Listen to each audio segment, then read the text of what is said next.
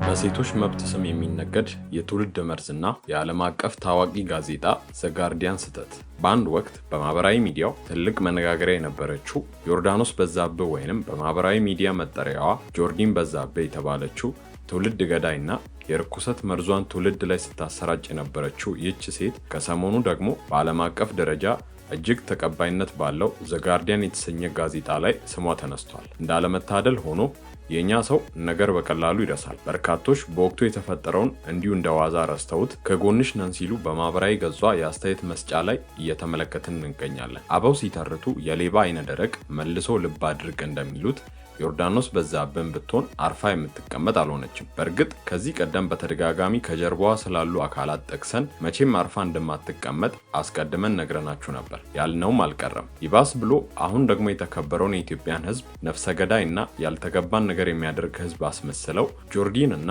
ጀሌዎቿ በታዋቂው ዘ ጋርዲያን ጋዜጣ ብቅ ብለዋል። በዚህም ምክንያት በጉዳዩ ዙሪያ ዝምታን ከምንመርጥ በማለት ይህን የዘ ጋርዲያን ዘገባና ከጀርባው ያሉ ሚስጥሮችን ይዘን ቀርበናል። በእንደዚህ አይነት ጉዳዮች ላይ ቪዲዮ ስንሰራ ወጀቡ ስለሚበረታብን ውድ ቤተሰቦቻችን ቪዲዮን ላይክ እና ኮፒ ሊንክ በማድረግ ትጀምሩ ዘንድ በትህትና እየጠየቅን ወደ ዝርዝሩ እናልፋለን።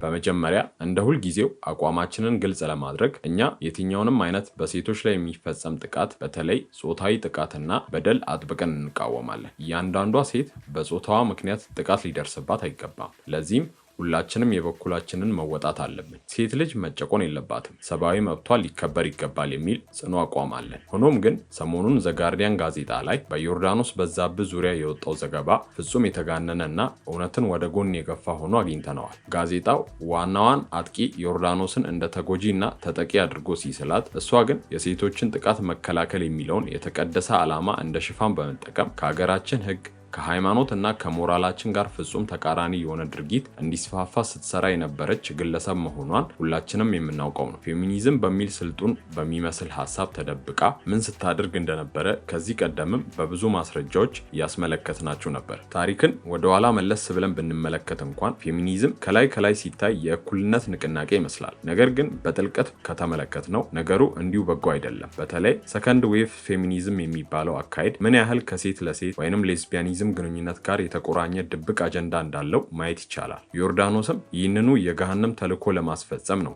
በሴቶች መብት ስም ብቅ ያለችው ብለን በድፍረት እንድንናገር የሚያደርጉን ብዙ ማስረጃዎች አሉ። ከዛ ሁሉ መሃል ለአብነት ይህን እንመልከት።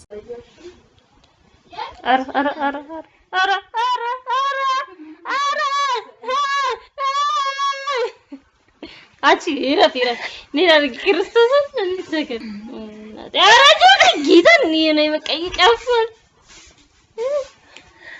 ያክ why not ቆይናች you like me I like you እና አሉለታ it's okay በኩባዬ በታችል ይሁን እንደዚህ ደንቀል እኔ በቀጥታ ነው አንቺ ልብሽ